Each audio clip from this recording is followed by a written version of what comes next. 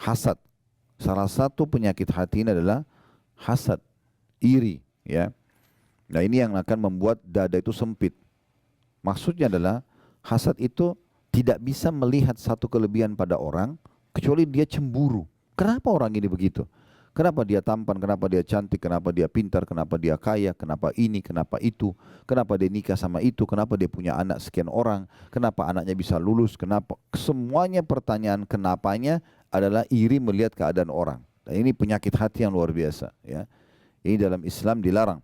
Karena Nabi SAW menyebutkan dalam sebuah hadis, yang ini diangkat oleh Imam Madzhabi rahimahullah, dimasukkan dalam hal-hal kategori dosa besar. Ya, hati-hati kalian dengan hasad, iri yang seperti ini, karena dia akan memakan pahala kalian. Amal soleh kalian sebagaimana api membakar kayu bakar.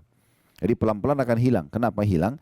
Karena kalau kita hasad pada orang, kita berharap nikmat itu hilang dari dia.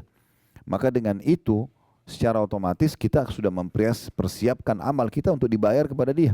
Kan itu.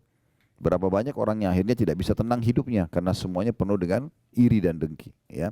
Nah, ini yang dilarang oleh ulama. Menurut jumhur ulama, bahwasanya hasad yang haram ini itu adalah iri yang diikuti dengan berharap hilangnya nikmat dari orang lain. Nikmat ini bisa berupa harta, kedudukan, ilmu, kelebihan fisik, keturunan, atau apa saja di sekitarnya. Dan ini disebutkan oleh Syekh Utsaimin rahimahullah dalam buku beliau Syarah Al-Arba'in An-Nawawiyah, ya. Ini di halaman 368. Dan jumhur ulama juga menukil atau mengungkapkan tentang masalah hasad itu seperti apa. Di antaranya ada salah satu ulama yang bernama Syekh Mustafa Al-Adawi hafizahullah, beliau mengatakan al-hasadu huwa tamanna zawalin ni'ami an sahibiha. Hasad itu yang dilarang adalah karena seseorang menginginkan hilangnya nikmat yang ada pada orang lain.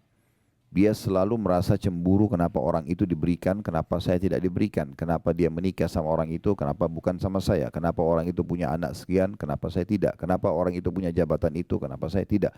Dan seterusnya. Dan dia berharap nikmat itu hilang dari dia. Jadi misalnya kalau orang itu sakit kah, dipecat di jabatannya kah, dia gembira sekali. Nah, seperti itulah. Dan ini yang dimaksudkan dengan penyakit hati yang berbahaya sekali, karena pasti dia akan menyempitkan dada di saat orang itu tidak hilang nikmat darinya.